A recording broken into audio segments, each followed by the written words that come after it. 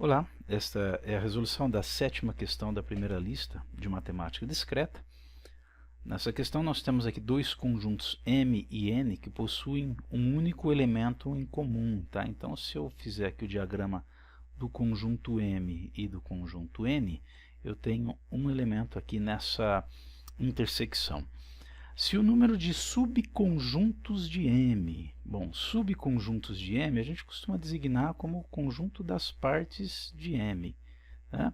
Quantos elementos tem esse conjunto das partes? Depende, logicamente, de quantos elementos tem o conjunto M, tá?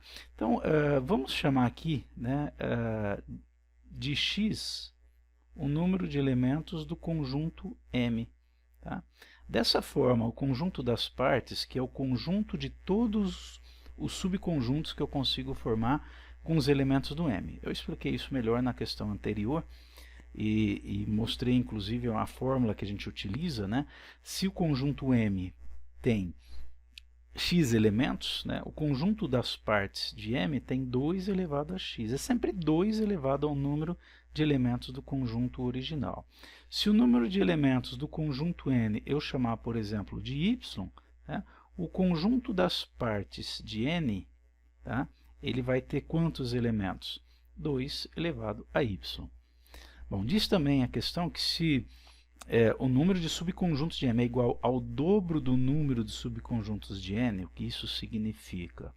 Que 2 elevado a x, o número de subconjuntos de M, equivale ao dobro do número de subconjuntos de N. Né? O número de subconjuntos de N é 2 elevado a y, multiplica por 2, o dobro. Aqui nós temos 2 elevado a 1, né? Então, aplicando uma propriedade simples de potências, eu posso escrever 2 elevado a y multiplicado por 2 elevado a 1 como 2 elevado a y mais 1. Multiplicação de potências de mesma base. Conserva a base e some os expoentes.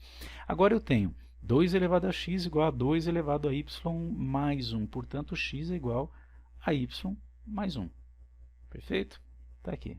Tá? Quer dizer, o conjunto M tem um elemento a mais que o conjunto N.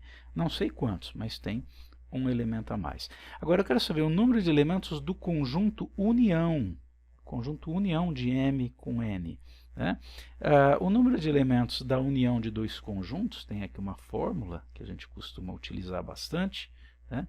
É você pegar o número de elementos do primeiro conjunto, mais o número de elementos do segundo, tanto faz a ordem, menos o número de elementos da intersecção desses dois conjuntos. Tá? Portanto, né, para determinar essa quantidade, nós vamos pegar número de elementos de M. Tá? Eu não sei quanto que é, mas eu estou representando essa quantidade por x. Só que nós vimos aqui que o x é y mais 1. Então, eu posso escrever como y mais 1. Tá? Número de elementos do conjunto N, estou designando por y, menos o número de elementos da intersecção.